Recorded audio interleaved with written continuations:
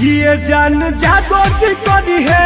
अरे बोला किए जान जादो जी करी है जुठू बागा टानावा जामी जो रनवा तो ये जान जादो जी करी है जुठू बागा टानावा जामी जो रनवा तो हटो।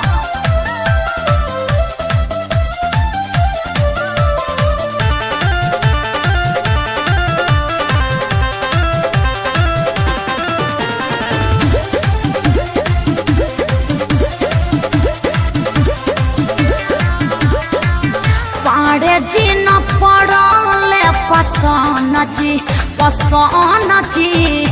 महतो जी से भरल नहीं मन जी। अरे मन जी बुझल खटी अहिरान हई दूजे जवान हई ऐसे कहा देखो तारू गरू से एक बेर जे डालम जोरन बेरी बेरी आई बू नहीं डाल हवाई बू के से चुपे रहना। कितना लोग काका कोइले केहू से कुछ ना भइले भइल ना ढीला किला मोर मोर। किए जानू जादो जी करी है। अरे का करी है जादो जी।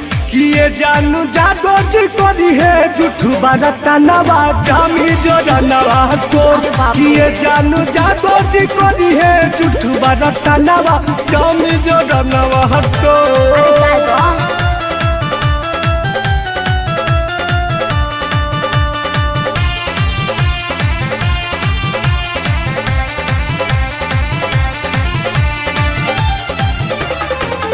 देख लेनी जोरन सबके डाल के।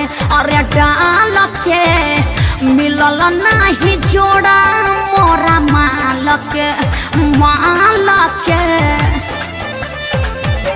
का बुझल बेटा चैलेंज तो के कहती ही चेंज होके चल ना ये टाना घुमानू हो छूट जाई ओई ठल गोरी 10 घरे बैठल गोरी गोरी टुनु टुनवा जब नेवानू हो फेको नाही सागर कैल किलो दूधवा पाभर कैल हो गइल कमर कम जोर जोर।